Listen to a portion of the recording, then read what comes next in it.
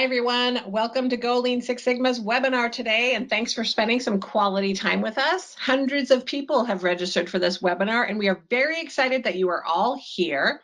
Lean and Six Sigma are the go-to improvement methods used by leading organizations all over the world to delight customers, minimize costs, and develop better teams. Every month, we at GoLean6Sigma.com craft webinars just for you, our global learner community. Things that simplify the concepts and tools of Lean and Six Sigma so that you can understand and apply them more easily and be more successful. We are all about you. So today's webinar, I'm very excited about. It's titled, How to Coach Problem Solvers to Build Their Soft Skills. And I'm Tracy O'Rourke. I'm a managing partner here at GoLean6Sigma.com. And today's presenter is also a managing partner. And it's the wonderfully talented and innovative and constantly passionate about learning, Elizabeth Swan. How are you today, Elizabeth? I'm good, Tracy. Always good to be with you. A little background on Elizabeth. She is a co-host of the Just in Time Cafe podcast with me, and she's a longtime Lean Six Sigma consultant, master black belt coach, and trainer for over 25 years. And aside from almost 3 decades in the business, Elizabeth has also performed with Improv Boston because she is a funny gal. And since half of process improvement is improvisation, she is really good at it. Welcome, Elizabeth. Thank you, Tracy. Okay, so here are a few housekeeping rules before we begin. At the end of the presentation, we'll have a question and answer session. However, please feel free to ask any questions at any time by entering them into the question area, and we will get them answered. We welcome you to participate. Also, we're going to ask you to vote in some polls. And if we don't answer your questions during the webinar, we'll be sure to post them on our website, and it'll be on the recording as well. And yes, you will get the slides. People always ask that. Yes, you will get them. So please join us for our first activity, sharing where are you from? So we would love to hear where you're from. Please click on Ask a Question and type in where you're joining us from today. I think it just says questions now, right? And let's see where we got people joining us from. All right, we've got the biggest little city, Laura says, from Reno, Nevada. Evan from Toronto. Stephanie from Cork, Ireland. Hey, you got a Boston guy, Adelison from Boston, Massachusetts. Danielle Harris from Mesa, Arizona. Anthony from Scotland. Jennifer from New Hampshire, USA. Patricia from Quebec. We have Courtney Howitt from Prince Edward Island. We have Olena from Ukraine. We have Simone from Brazil. And we have Jonathan from the UK. Lots of different people from all over the place, and lots of people from all over the United States. Elizabeth, hundreds of people. I can't even go through the list. So welcome, everyone. Yeah. Over to you. Thank you. Thank you, Tracy. Thanks for the warm introduction. Sorry I can't see everybody, and I love this international audience. This is great. Welcome, welcome. As Tracy said earlier, we've both been with GoLean6Sigma.com since its inception, and our mission is to make it easy for all of you to build your problem-solving muscles. So that means we simplify complex concepts, and we've made our training extremely practical, and I think really enjoyable. We provide a running case study at the Bahama Bistro. Our restaurant team applies all the tools. And aside from this webinar series, we put out blogs and the podcast Tracy mentioned, book reviews, and a book, and lots of other information to help you get where you need to go. Tracy and I have both used and taught Lean Six Sigma for decades because it supplies the best toolkit for problem solving. And thankfully, there's a growing list of companies who agree with us. Here are some of the organizations we've helped. You can see brick and mortar, online, and there's diverse industries such as healthcare, financial services, manufacturing, and government. And the reason is that Lean Six Sigma is about problem solving. And once you have an organization, you've got problems. So like all of you, these companies want to be the best at problem solving. So you're in good company. So more on benefits later. First, let's look at our agenda. First up, what are soft skills? Next, why should we care about them? How can they help problem solvers? What are some soft skills techniques? And how do we coach problem solvers to use them? So let's start with that first one. What are soft skills? So soft skills are often framed as common sense, right? Having the ability to deal with other people, having a positive, flexible attitude. They're less tangible, they're harder to quantify. It's etiquette, it's getting along with people, it's listening, engaging in small talk. In contrast, hard skills are specific. They're teachable abilities that can be defined and measured, such as typing and writing and math and reading and Lean Six Sigma. So problem solvers spend a lot of time learning definable skills, right? We get certificates that indicate the level of our ability. Now let's talk about why we care about soft skills. So in contrast to soft skills, when you're mastering hard skills, problem solvers get to practice on their own. So they can spend time on their own, and then they can show their work to coaches and mentors like you, and they get specific feedback, and then they're able to take in that feedback and improve. And it can be relatively straightforward to learn continuous improvement techniques. So the so-called hard stuff is often easier than the soft stuff. The soft skills come into play when we're dealing with people. So one of the most common traps that we see problem solvers fall into is doing all the improvement work all by themselves, right? They've learned this new skill. They want to do the right thing. They're trying to be helpful and useful. So they're doing this out of great motivation. And they may have done great work and come up with truly elegant solutions. But when they try implementing their idea, people are not as interested in changing the process. If people have no part in a solution, they're less interested in implementing what you came up with. So that leads to frustration all around. It leads to wasted efforts and requests to leadership to intervene. These people won't do what I'm asking. I came up with this great new way. I've proven. I got my great charts showing you how much faster this is, but they won't do it. So it's one of the reasons people give up on continuous improvement, because if it's not a great experience, why would you want to repeat it? So that is a huge loss. So most businesses tie their funding for training to return on investment. And that means there's lots of offerings to become trained in process improvement. Without clear return on investment, those soft skills training, not as readily available. You'll often find that's the first one that gets cut, if there's any kind of budget reduction. So we hear a lot from problem solvers saying their biggest problem is resistance. So if you're in a position to help them, they may need some guidance for the people side of process improvement. So your title could be coach. You could be a lean sensei. You could be a master black belt or a black belt or even a green belt. But whatever your title, if you're in a position to provide guidance, then you might be coaching, lean problem solvers, other green belts, yellow belts, anybody. So what I want to do is check the experience of all of you on this call. So this is our first poll. Do the people you're coaching have soft skill obstacles to process change? And your options are not much, some, enough to warrant attention, or constantly. So let me launch that one. And you guys can fill that in. Tracy, what's your experience? So yes, I find that people sometimes are so focused on the skills, the actual hard tools, and following the rigor and the methodology that they sometimes aren't thinking about how things come across, and or they are feeling like they are so knowledgeable now that they sort of mow through people instead of working with people. Mow through. That's a nice verb. So that's unfortunate to watch and not effective. Yeah. Well, let's see what these guys came up with.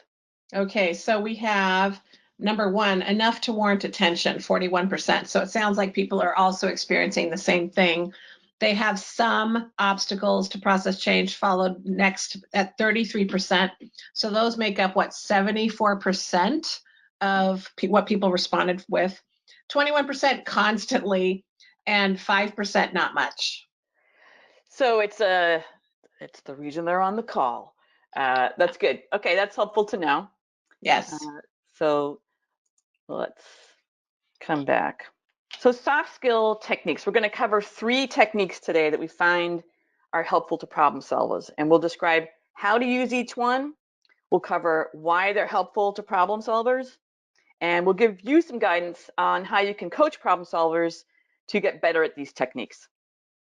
So first up, we're going to talk about inquiry versus advocacy, or advocacy versus inquiry. And advocacy is defined as the act of pleading for, supporting, or recommending. It's active espousal. Inquiry is defined as seeking or a request for truth, information, or knowledge. Inquiry is the process of asking about or investigating something in order to find out more about it. Edgar Schein, in his book Humble Inquiry, makes the point that culturally in the United States, we value advocacy, and we have an international audience always on these webinars. So I'm always curious about other cultures and what you feel like happens in your culture. So this is US, that advocacy is far more valued. So I want you to think a little bit about that, what's happening culturally. It could probably be increased, but here advocacy sort of rules. So in particular, we often assume that in order to be considered smart and powerful, we should be advocating our positions, which means telling others what we think. But people are often put off when others tell us either what to do or what they think is right. Another author, Michael Bungay Stanier, the author of Coaching Habit, he's got a name for this persona, which I like. He calls it the advice monster. That's a good name. So anyone here with an older sibling has probably heard the words, you know what you should do? Like for most of your lives. Siblings can be annoying. In the workplace, the results can be actually dangerous because people at every level benefit from engaging in inquiry. And processes are way too complex and technology moves way too fast for one person to be holding all the knowledge. No one of us holds all the knowledge. So it's dangerous, especially in healthcare processes where patients' lives are at stake. And we've heard stories, I'm sure there's a great book called The Checklist Manifesto, because that's one of the things that came out of these kinds of errors. But stories where operations were performed on the wrong limb because nobody asked a critical question.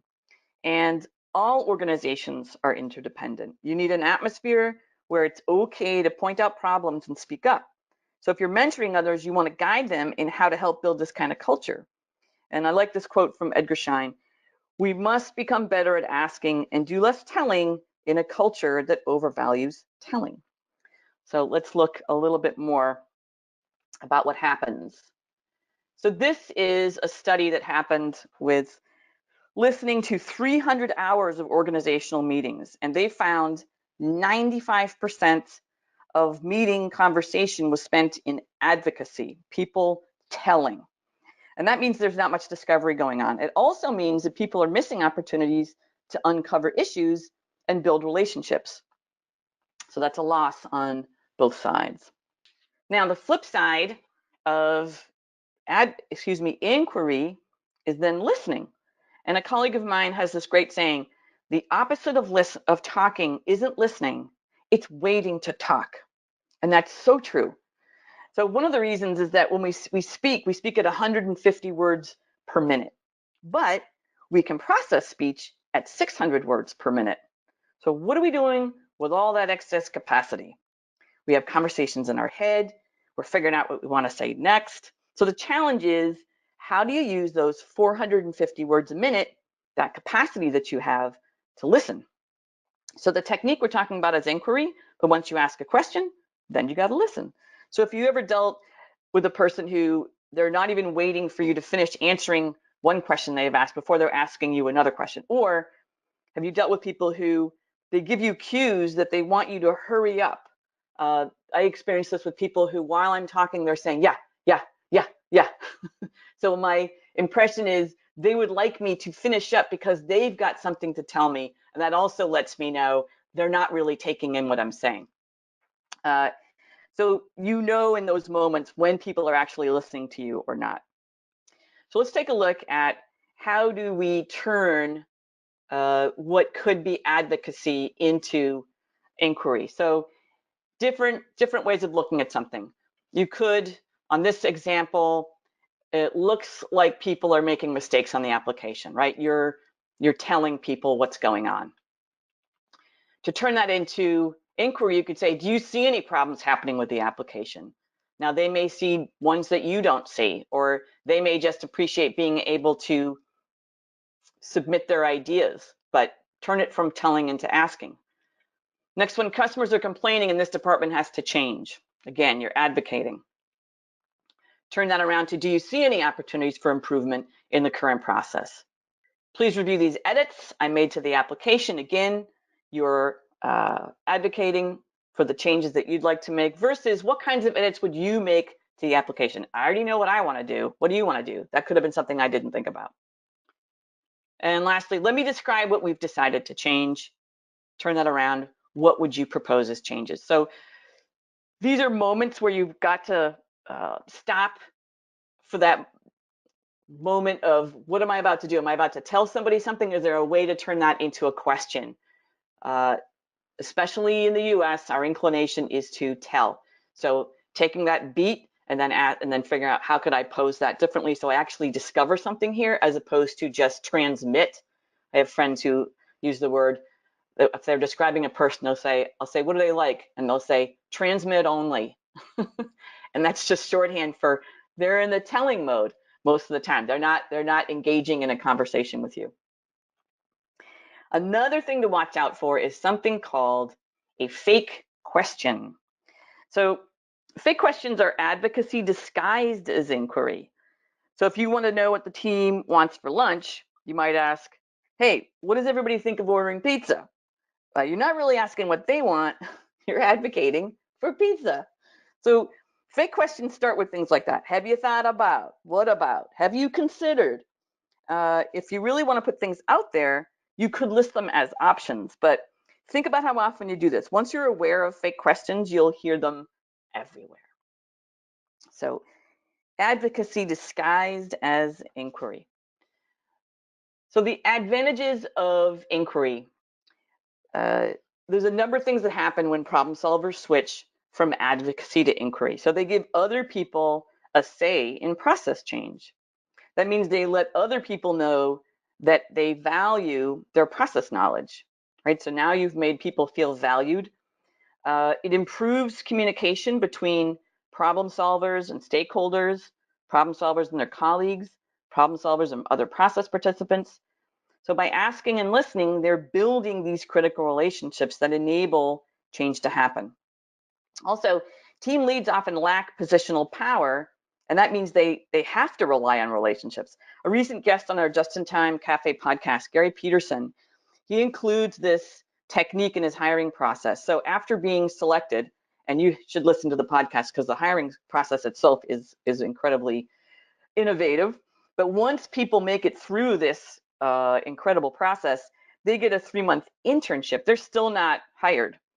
And in that time, what they're watching is whether people can get others to make changes, and because they know that they've got to build relationships to do that.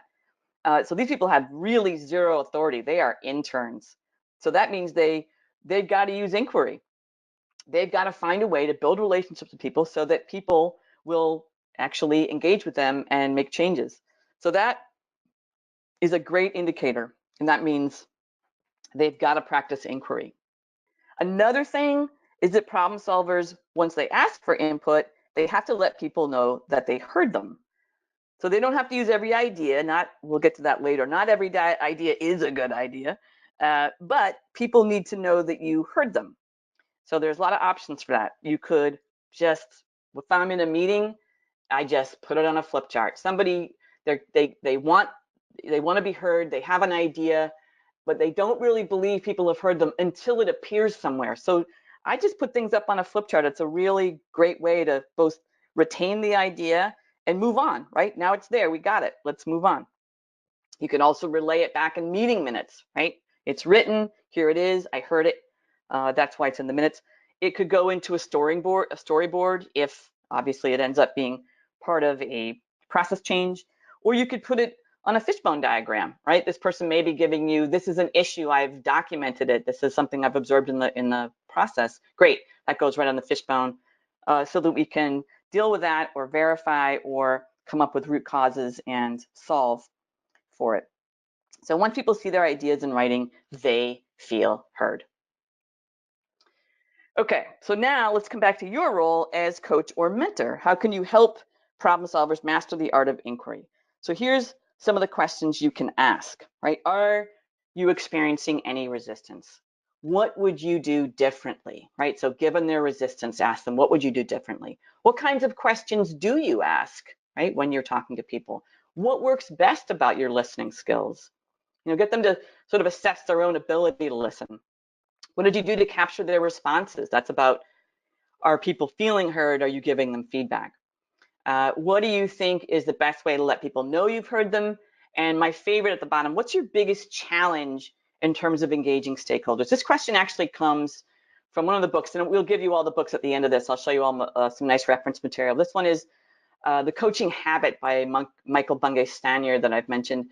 And that's one of the questions that I find most useful. What's your biggest challenge? And then you could frame it in anything you want. But I've had coaching calls where I thought I asked every great question of the person I'm mentoring, and we talk about the project, and we got out all kinds of issues, and we addressed them. And at the very end, I would just throw this one last question in there. What's your biggest challenge in terms of whatever it was I was trying to get at, or just general, what's your biggest challenge?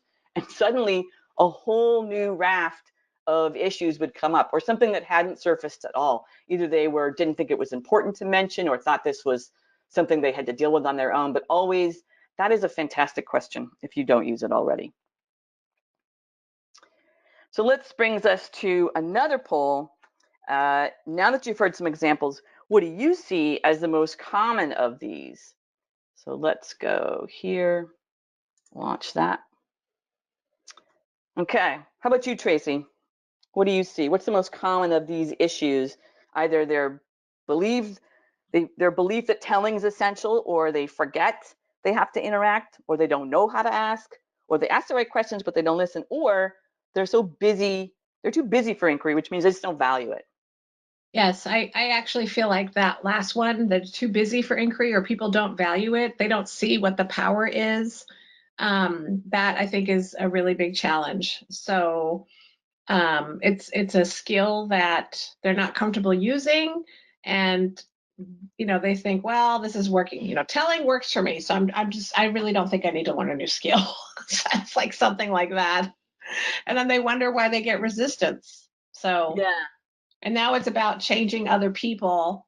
And how do I focus on change management, changing other people because they're not doing what I tell them? So so so the interpretation of change management is that it's about changing other people. It's about changing other people, not themselves or their techniques. Okay, so let's take a look at what these guys came up with here. Okay, so the top one we have is same as me. They are too busy for inquiry or they don't value it, 37%, followed by A, their belief is telling is essential to their authority, which is kind of sad. C, they don't know what to ask, 18%, followed very shortly by 16%. They ask the right questions, but they don't listen. And then they forget they need to interact, 7% B. Very interesting. It is, and that's, in terms of the book, Humble Inquiry, that last one, actually the first one, the authority piece that came in second, that's often an assumption that, I gotta sound like I know what I'm doing, as opposed to asking. Those are great. Thanks for that, everybody. All right. So the next technique we had is building a network of allies. And an ally is defined as a person, a group, or a nation associated with others for some common cause or purpose. So that purpose could be tied to an organizational mission. Maybe it's the broader purpose of building a problem-solving culture, improving government. It could be making the world a better place. People have a lot of different focuses when they think about what is it I'm working toward, or it could be as narrowly defined as benefiting from the process fixes that the problem solver is working on. Like, yeah, I'm your ally in this because it's driving me crazy too. Let's fix it. So why do we care about building a network of allies? So process improvement benefits when other people are involved. So that's why it's often done in teams. If you can get a team, that's awesome. People don't always have that luxury to get a team together. Beyond the team, there are others who have dealt with similar issues. One of the phrases we use often is steal shamelessly when it comes to improvement ideas. How are we going to find out if somebody has already tackled this if we don't form a network, if we don't reach out and ask? So we've got a network to find out what's already been done. So problem solvers might have a good idea, But if you talk it out, if you say it out loud even, and just say it to another person, they can help you build on it. Or even just saying it aloud sometimes I find helps me see a flaw or a logic point or a missing piece. So people outside the team also, not always, but if you find people with no vested interest in what you're working on, they could be that fresh pair of eyes. They'll ask the innocent question that you hadn't considered because you're so into the weeds that they're not, and they can take that bird's eye view or just that the view that's not encumbered with the process knowledge that you've got. So allies are important. And finding allies can come from different areas. On a simple level, it could just be other problem solvers, key stakeholders, other team leads, people similar lines of business, could be people from other lines of business, could be ex-colleagues, problem solvers from other industries. You want to keep building your network as you go. I find that's a constant, and it's an enjoyable part of doing process improvement work. But people with similar positions in the organization, but with another product line or different service lines.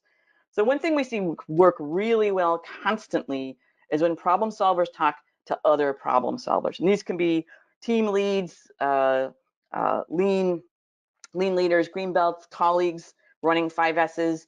It's just a great network to build and sustain. And people appreciate being asked for help because then it means they get to ask you when they need it. So it's a great symbiotic setup.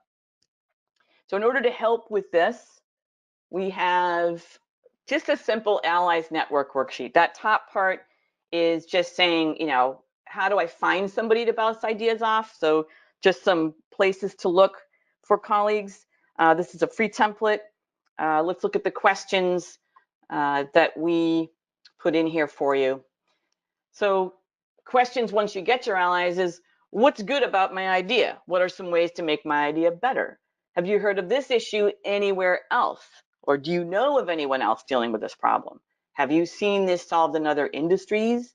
We love getting examples from different industries. That's, I think the race car pit crew has been sort of talked about and extracted from in the healthcare industry, even lipstick casings being used in the missile industry. So lots of great crossovers from different industries. Or is there a technology fix you've heard about that corrects this? We don't try to jump to technology as a rule, but we know in some cases there are fixes out there that could help.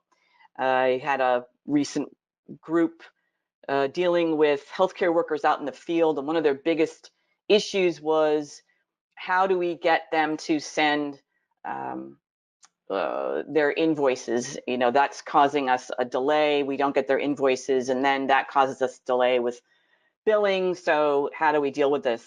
And I think the problem was they were out in the field, and it was just hard for them to get these invoices in. Like, do they take pictures? What do they do? And we just turned them onto an app that immediately turned everything into PDFs.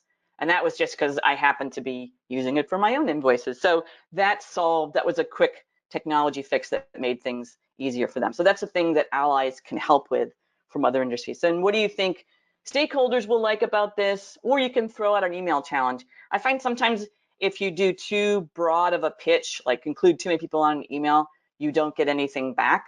So I would always caution, send the email to single people. If it's a single person, so it might ask the same question to 7 people, but send 7 emails so that you get people feeling that connection to you and that you're actually looking for an answer from them, not just from a broad group. So that is one tool for you. And let's come back to your role as coach. And these are some good questions to help draw out problem solvers and help them consider whether or not they have a good network. And if they don't, what's stopping them? So who's been most helpful to you? Who's been supportive to you? Where might you find support outside of the team or the stakeholders? And what's your biggest challenge in terms of networking to solve problems? So that's a set of questions, obviously. Add to them, edit them. That's just things that we find helpful when we are coaching. Next up is crafting a critics club. So a critic is defined as someone who judges, evaluates, or criticizes. And except for when they're describing movies, the word critic doesn't have a great connotation. So why would we want an entire club of critics? So critics are important. And if for those of you with older siblings, you probably grew up with criticism. It's definitely not as much fun as getting compliments, but at some point you realize you need an honest opinion. I've got 2 older sisters, and they are great when it comes to clothes shopping. As soon as I hear, I don't think that dress does anything for you, it's good. Message received. I do not have to waste money on this dress. So the same goes for problem solvers. Right? Inviting dissent helps them discover divergent opinions. It helps them foster what we call diversity of thought. And this leads to options when they're problem solving. So if they can share the good, the bad, and the ugly in neutral territory, then they can build better ideas. And this is interesting. There's actually research behind this, which is kind of fascinating.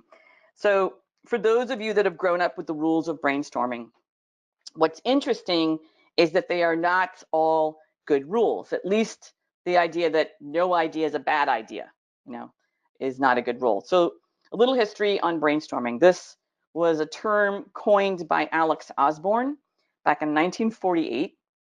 And this key rule with brainstorming was to foster ideas in the absence of criticism and negative feedback, right? Really make it a safe space for people to say anything they want. Anything's a good idea.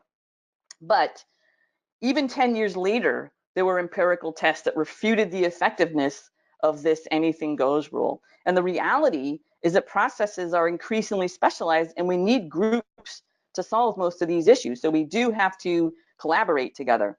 And in 2003, UC Berkeley did a study that showed the addition of debate conditions produced better ideas. So this idea of avoiding hurt feelings is less effective. It turns out that dissent fosters creativity. And that's a key learning for me. I think I grew up with that brainstorming, those brainstorming rules. But once I embraced this, I found the conversations were rich around the ideas that came up. And I'll give you a great example. We'll go to the movie industry for this one.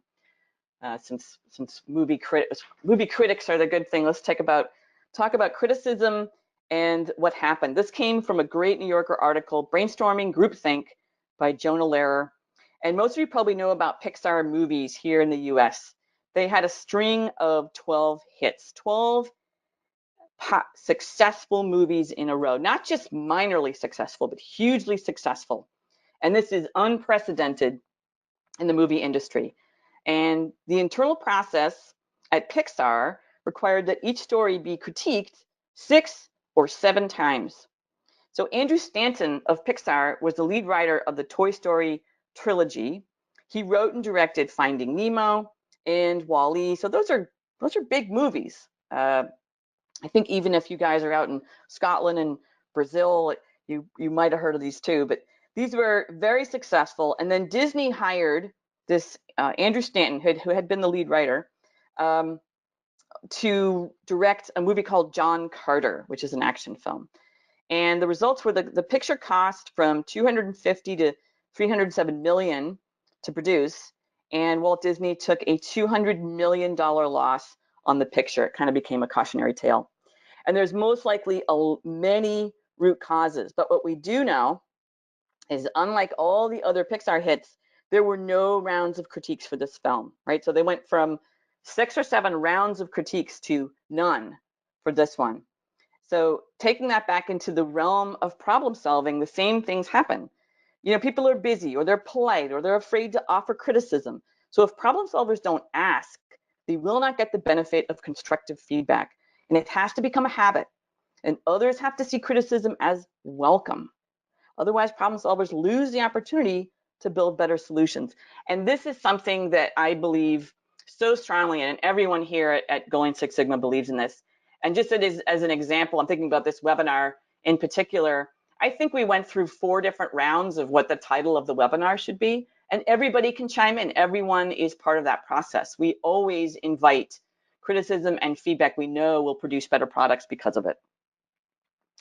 And the same for problem solvers. So handy free template, again, on our website, problem solvers can use the Critics Club worksheet to identify potential critics. Some of them might be part of the Allies network. That's okay. The idea is to identify people who can offer constructive criticism. And the second part of the worksheet has those potential questions that you can ask critics. So let's just go through those right now. So just saying to someone, be my critic, what have I missed here? Or how might this idea cause internal issues? If you were my stakeholder, what would you think? Or how might this disappoint other stakeholders? What am I not considering? How might this idea end up costing us money? Name 5 things wrong with this idea. Actually gives people a challenge, right? You've got to list 5 things, you've got to work at it, which means people have to really think about, how could this go wrong? Or what's the worst that could happen? So take that sort of risk management, actually do almost an FMEA on it. How could this thing fail? How might it backfire? Or has this idea failed in the past, and how? Because the conditions may have changed. You don't want to just throw the idea out that didn't work before, but how did it fail? How, because that might give the person ideas on, well, what can I do to change that? How can I edit what I've got and turn it into something that would work? Or what's a better approach? So these are just, again, options for problem solvers to work with critics and to just get in that habit of asking these kinds of questions to get that kind of feedback to really work their problems. So back to your role as coach. Here's some good questions to uncover roadblocks that problem solvers have in terms of soliciting honest feedback. So this takes practice, and the goal is to turn it into a habit. So if people see you as open to feedback, you'll get more. It might take some toughening of the skin for these problem solvers. Sometimes people fall in love with their own ideas. It's really hard to let go of them. I think in the literary world, they call it kill your darlings, right? You've got this paragraph you're in love with, but it really doesn't add to the story. So you need someone to say, that can actually go. The story would be much better and tighter if you remove that. So the same with your improvement ideas. You might be wedded to something, but you've got to be willing to drop it, or at least be open to modification. So who provides you with constructive feedback, right? Asking problem solvers, is anyone providing you with that feedback now? What are you hearing? And do you find criticism helpful? And if not, what would make it more helpful? You can actually give people guidance when they're giving you criticism of the best way for them to present it, the angles you're looking for. You can be very specific about how you want criticism delivered or feedback delivered. What kinds of feedback's most helpful? What do you do with it in general? Do you take it in? Do you hear it? And again, what's your biggest challenge in terms of seeking out helpful criticism? It's not a natural thing for people to do. This is really critical though, and you want people to form this habit. I find it just the single most helpful thing when I'm trying to really hone and perfect whatever it is. It could be a webinar, it could be a process fix. It's always better with feedback. So now a question for you guys. So while you're typing, because this is our question, we want to know which soft skills you see problem solvers struggling with the most. And you're going to enter that into the questions area. And while you guys are typing in those questions, I'm going to cover a little bit more, and we're going to come back to those. So go ahead and type those in. And then let's just recap a little bit of these soft skill tips. So 1, help problem solvers get in the habit of asking more than telling. Beware the advice monster. Help problem solvers assess their listening skills. Are they staying present, or are they planning their next words? Check in with problem solvers to see if they are letting people know they've been heard. Continuous improvement is easier with allies. You can help problem solvers build their network. Are problem solvers sensitive to criticism? Help them get comfortable seeking feedback, help them get that thicker skin. All of this builds relationships, and relationships are key to success. Relationships are key to building a problem-solving culture. Really critical. These are the reference materials that I would recommend. 3 great books on inquiry and coaching. We've got book reviews for all these on our site. My reviews are more like book reports because I initially started writing them so that I would never forget what I learned. I'm sure you've experienced that. You've read a book, you loved it. A couple of months later, someone asks, what was it about? And you might be able to eke out a sentence or two, but you really can't pinpoint exactly what you took away. So for me, these book reports really nail what is it in this book that you want to take away. So even if you just read the review, you'll pick up some great tips. The one for Humble Inquiry will be on our site by the end of this month. These are all really helpful books for both coaches and for problem solvers.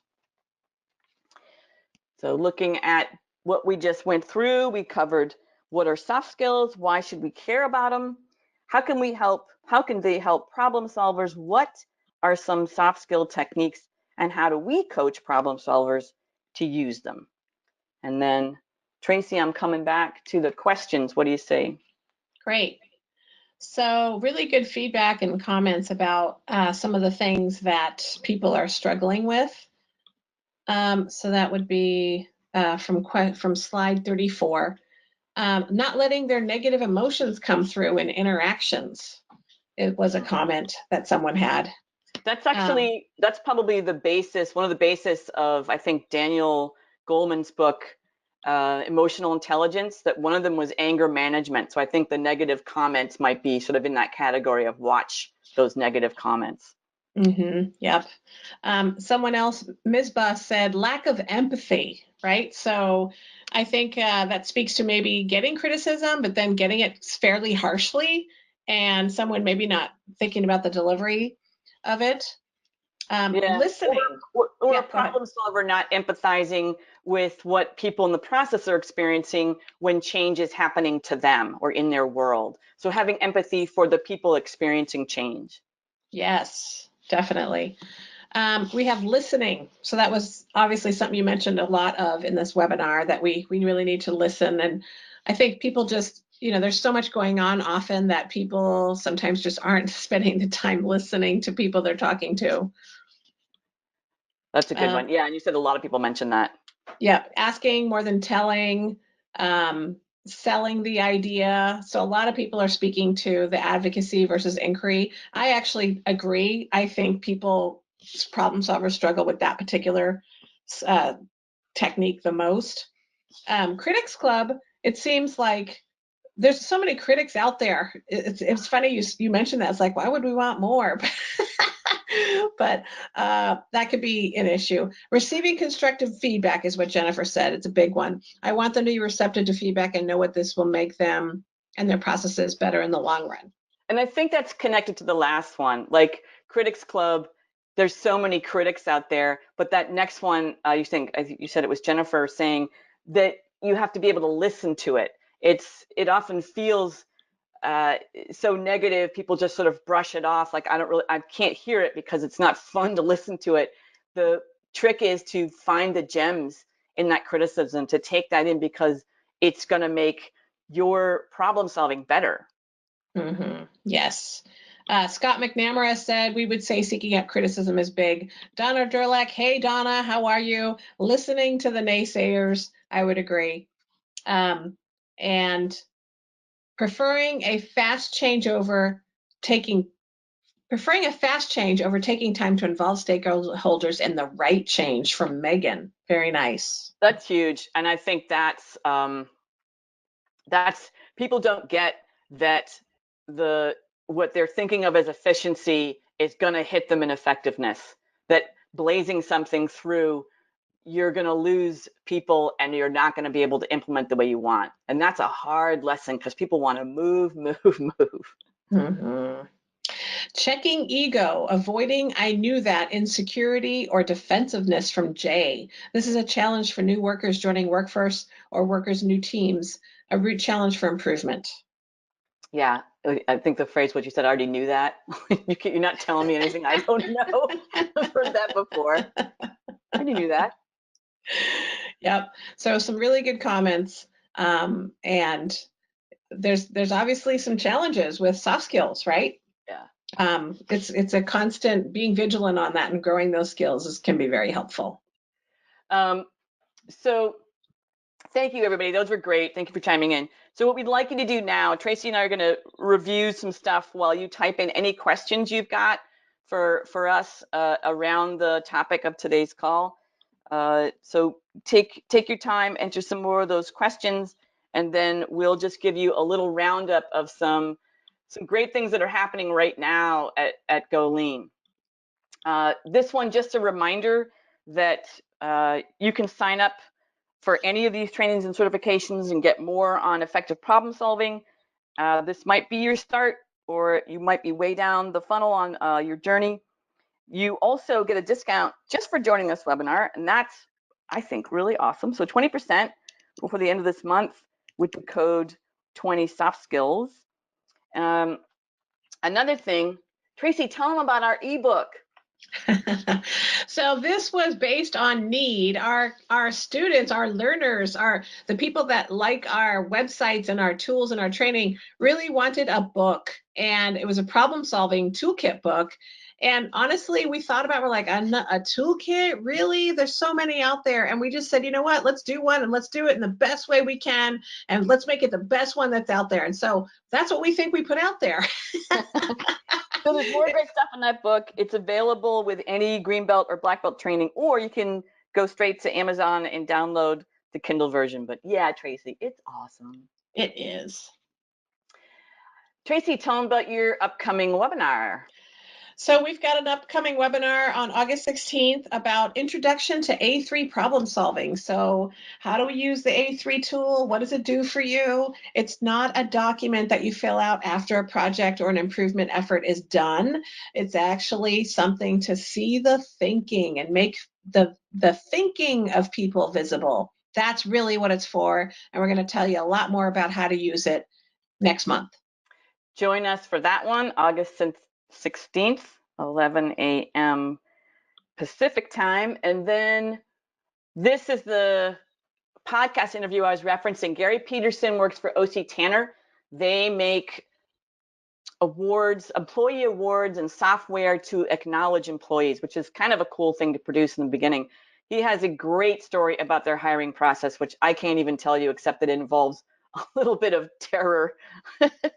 And very effective and great storyteller. He's got wonderful stories, great lean leader, great changes have happened at this company, and he's got some great examples. So I would tune in for that. This is a success story. We publish these with process improvement leaders every month. This one was a nonprofit childcare agency near me here, Cape Cod, Massachusetts, and they improved in-kind reporting. And that meant logging and accurately reporting how often parents help with the students or volunteer their time, or people donate goods. And that's important for them to get grants that are all related to running this nonprofit. So wonderful story there, because she improved the accuracy by 100%. Tracy and I never seen numbers like that, so that was very, very impressive. And then Tracy, tell them about our latest Wonder Woman of Quality. Our latest Wonder Woman of Quality is Karen Martin. Woohoo! This is a powerhouse Wonder Woman of Quality. She is everywhere. I know her personally, and I just get exhausted talking to this woman. She's got 5 books, and she just won a Shingo Prize, and she's got all kinds of webinars. She's flying all over the place. She's great. Congratulations, Karen Martin, for your Wonder Woman of Quality status. Absolutely. And that brings us back to questions. So Tracy, do we have any questions from our listeners based on coaching people through soft skills? Yes. So let me go back up to the top here. And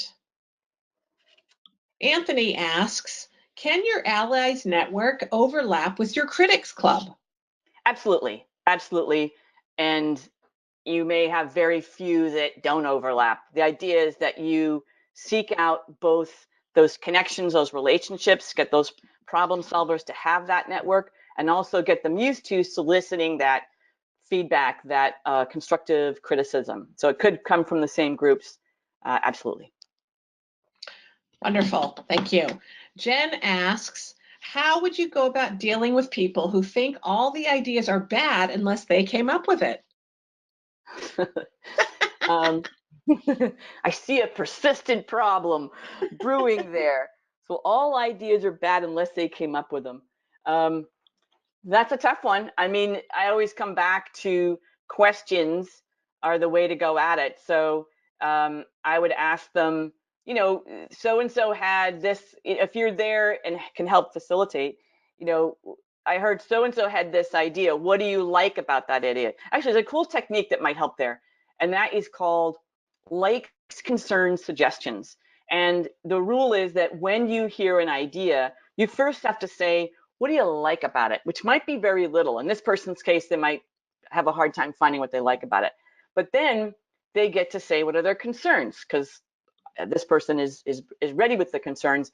But for each concern, you've got to provide a suggestion. So it actually turns it around so the person is building on an idea. So likes, concerns, suggestions. You start with what's good about it. You have to think, what is good about it? And then we try to shoot for three. Give me three concerns you have about this idea. So now you're poking at it, right? Trying to get that, do some critiquing. But for each critique, you've got to provide a suggestion, which means you're building. So really simple technique. I'd say try that one. Wonderful. We have a lot of questions about dealing with some of these more painful situations. So I'm going to throw them at you, Elizabeth. We got a little time. Okay. So Nicole asks, effectively dealing with people who complain about processes but do not provide their feedback when the opportunity arises. How do we get these folks to become more involved in changing the process? So in those cases, I wonder if the venue is important. So it might be a case of they complain about it, but when formally asked, they don't contribute. So is this a case where you want allow people to submit anonymous critiques? And for that, I've seen some cool apps that you can use that let you set a question up and let people anonymously submit ideas about it. So it may be a case of people wanting to maintain their anonymity as they slam the process and all the things that are going wrong from their perspective. Um, it may be a case of how they're asked. I don't know. It's I can tell these are going to be very case by case, but I can give you some general stuff that helps. So that venue, change the way you get the feedback might help. Yeah, like for introverts and extroverts, and focusing on exercises to bring and draw out introverts. Yeah, I I mean, think, yeah, what you're saying, Tracy, I think sometimes I've been in meetings where, you know, we're brainstorming and somebody is facilitating, they're up at the flip chart and they're writing stuff down, but that means that people have to say things out loud. And if you've got, as you said, a mix of introverts and extroverts, you end up getting ideas from all the extroverts. So post-it notes that we should have invested in 3M a long time ago, but post-it notes are the fail-safe for letting people write their ideas and post them instead of asking someone to announce their ideas and capturing them. So that lets quiet people write stuff down and post them on the board on wherever. And then there's going to be duplicates, which is really easy to deal with. So that's a method too that might help if it's an introvert extrovert issue. great. Okay, Kelly has a question. For those that I coach, so she says, my question is actually in reverse. Not those I coach, but those I answer to management. They above me seem to be on board and excited when I talk about process mapping, doing process walks, leaning down the processes, and streamlining work. But when it comes to actually supporting the implementation of these changes, it's suddenly not a priority anymore or something they want to do now that it affects them. Any tips? Um, yeah, and when it's leadership, it's it's basically that's the death knell, right? If they're not going to do it, there's nowhere else to go. The it, the things I've seen help are to stay very connected, to let people know at regular intervals, this is what we've discovered. Get them on phone calls if they're not physically in the same area. So it's a regular drumbeat, and they hear, this is what the team discovered, this is where they're going. Once again, soliciting their feedback. What do you like? What do you not like? Where do you see that we could be expanding on our ideas? So include them, right? If they're a roadblock, then they need to be, engaged at a greater level or more in-depth level with the process and what's happening at each phase. Because if it's a case of, here's this great idea, we're going after this, and they say, run with it, love it. And then, a little while later, you come back and go, okay, we ran with it, and this is what we came up with, and they weren't ready, like you said, for it to impact their world, then they put the kibosh. So it might mean that case of keeping them close at hand the whole way through. Wonderful. Thank you, Elizabeth. So this is the last question, unless other people have more questions to ask. This comes from Raphael. What is the role name or job title of the Problem Solvers Coach? Well, this is depending on your realm. It could just be called a coach. It could be a lean sensei. It could be a master black belt. It could be a black belt. It could be a green belt. It depends on the structure, the terms used in your organization. Tracy and I have found that it varies from arena to arena, and people have ways they want to be referred to. The organization has terms they're comfortable with. Some people don't like the belt. Some people don't want to have anything other than a coach is called a coach. Tracy, do you want to add to that one? Yeah, absolutely. I absolutely agree. It could be just your coach or your mentor. There's so many names for them now, and I think it really just does depend on the lingo that your organization is using. Yeah. Okay, we got one more. I think we have time to squeak out one more. Okay. Although this one could be a long answer. Any tips on getting quality and production teams to work together as one? Quality and production teams to work together as one. I think just like the message I just gave about leadership is to really stay connected, to include people where possible. And it might mean, techniques that we talk about all the time, like a process walk. That usually forms engagement and starts building relationships right away. So that means the process improvement team is interviewing the people in the process, right? So if this is operations process, then they're going to be picking people to interview so they understand key steps, and the people within that process are going to then join the interviewing team and keep going through. So that's kind of step one for, as far as we're concerned, right? As soon as you're defining a project, you're defining a problem, you're defining who the customers are, and you're defining the process. That process walk helps you build that understanding and starts you building those relationships. That's usually when I see breakthroughs start to happen between a process improvement team lead or team and process participants. That's that first really great step, because it involves those conversations and inquiry. The process walk interview sheet is also on our website, so you can download that for classic questions going through the process walk and guidelines on doing the process walk. So I think that is a great opportunity. Wonderful. Awesome. All right, that concludes our questions. Thank you, everybody. It was great to have you all on this webinar. Thank you for interacting as much as you did. It made for a better webinar, and we look forward to having you guys back next month. Thanks, everyone.